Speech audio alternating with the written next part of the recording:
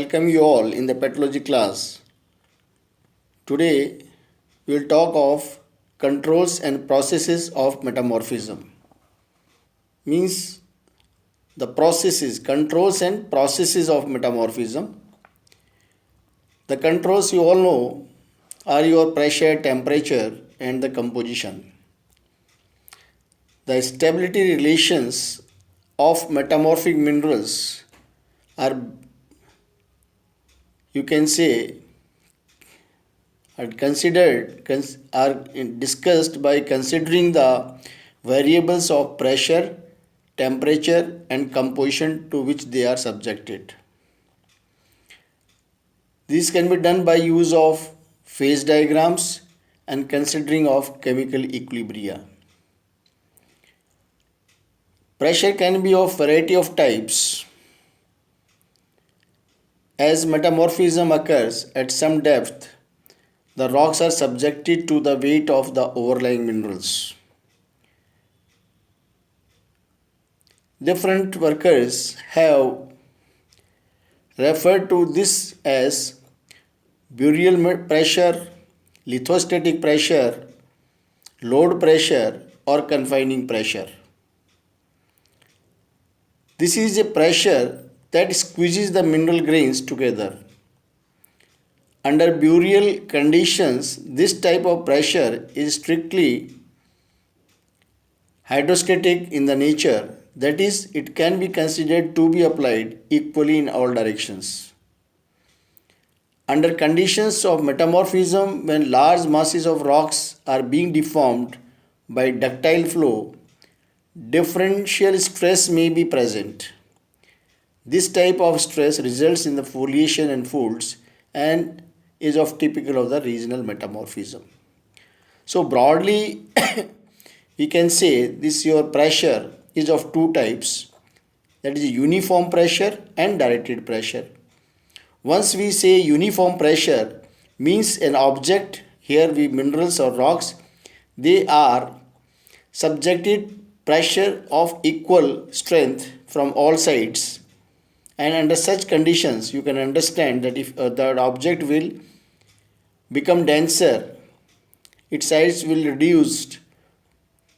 Whereas if in case of directed pressure, the object will be elongated in a direction perpendicular to that stress or the forces that are applied. So these similar is the case under your in metamorphism also. The pressures are of two types. So these controls, that is pressure and again pressure is of two types. In addition to pressures from adjacent solids, a vapor or fluid phase is present. This usually consists essentially of H2O but may contain O2, the oxygen or carbon dioxide as a function of the rock compositions. In most cases, the H2O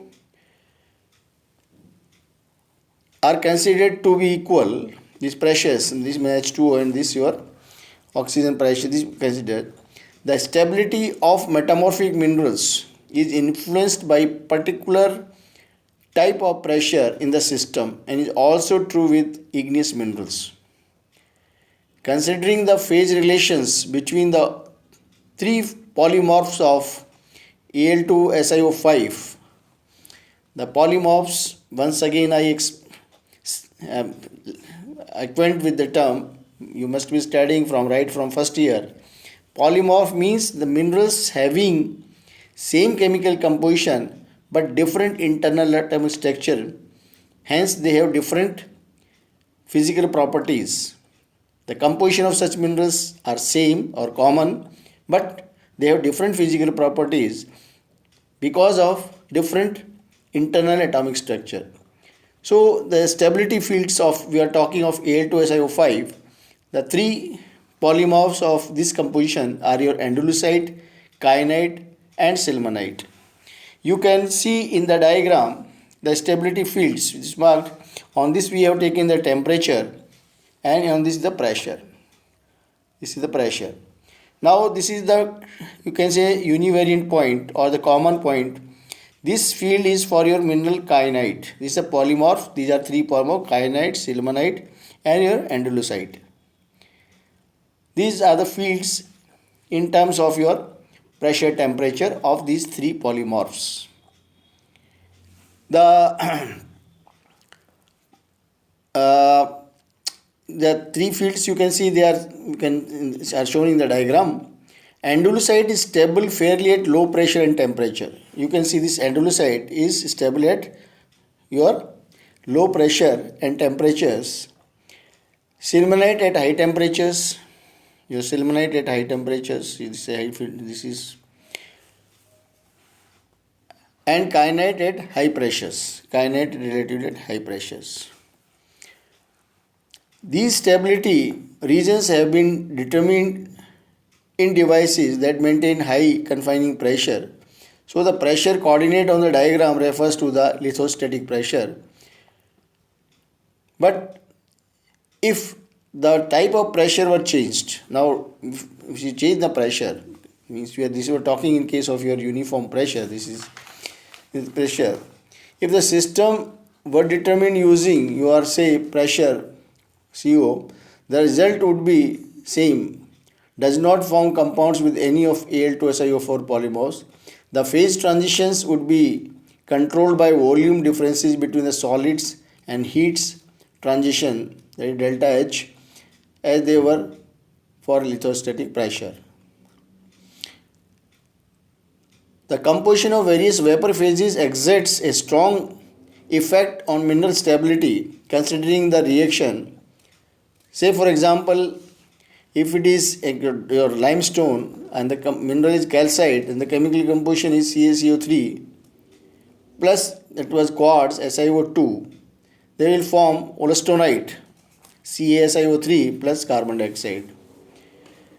At atmospheric pressure, the reaction occurs at 430 degrees centigrade. But, or say if the system was subjected to increasing values of pressure, the size of the stability fields of carbonate mineral would increase. That is, the reaction temperature would be rise with pressure. If on the other hand the pressure is caused by substance such as H2O that does not react with solid phases, the reaction curve would be forced to the left because the volumes of wollastonite is less than that of an equal amount of quartz and calcite. Hence, wollastonite is favored. So it depends. Okay, from this you can see this is sort of a reversible, means you can say means CaCO3 plus SiO2 will result into CaSiO3 plus CO2. It will depend upon the pressure conditions, right? It is a reversible reaction in that sense, you can say it. Temperature fortunately is simple to consider than pressure, as there is only one type.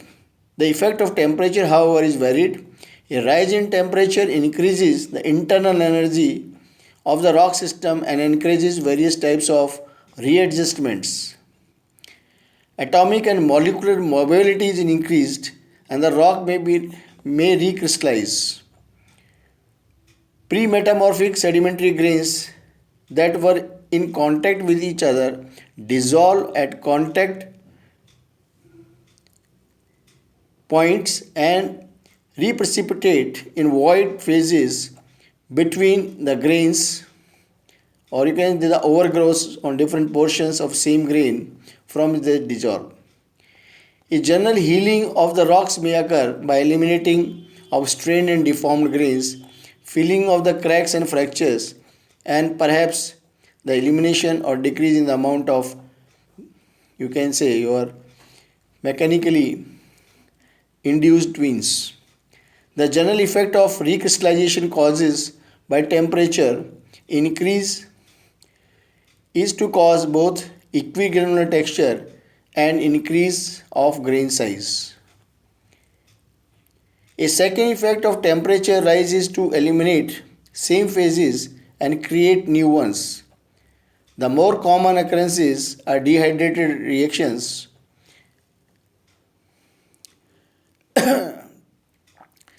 The muscovite, The dehydrated phase decomposes with increase.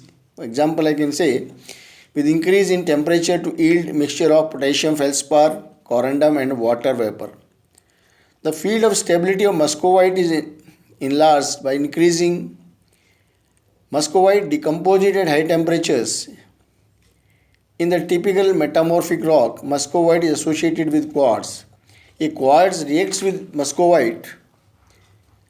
The decomposition curve of muscovite is found lower temperatures but still follows approximately the general slope of the curve. So now, because this is an illustration of muscovite, and the diagram you are seeing is the, you can say, these controls means pressure temperature controls, and temperature is simple because the temperature increases the grain size during metamorphism, recrystallization takes place, that is there. But so pressure is concerned, pressure is, as said, is of two types, and depending upon that, the different, you can say, the mineral assemblages will form. The another aspect of rising metamorphic level has to be do with general changes in composition of the rock during metamorphism. Studies of regional metamorphism have indicated that with increasing grade of pressure and temperature, slates are converted into phyllites, schist and gneisses, or gneisses, you can say in general pronunciation. The gneisses or gneisses are quartz feldspar rocks and approached the composition of granites. Earlier study which attempted to demonstrate that these gneissic rocks of granitic composition formed in solid state as ultimate metamorphic process have indicated a relation of metamorphic grade to the composition, with higher grades becoming somewhat more granitic in composition.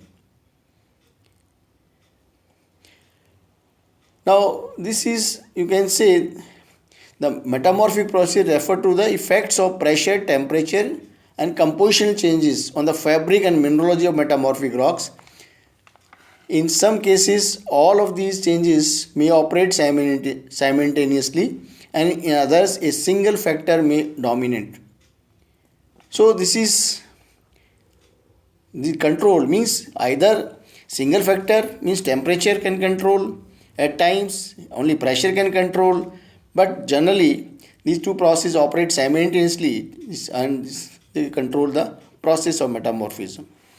So I think with this you have enough idea that these are the controls of metamorphism. This is your temperature, pressure and the composition of the rock and the chemically active fluids. So this is all regarding this control and process of metamorphism. We will take up some other topic in the next class. Thank you very much.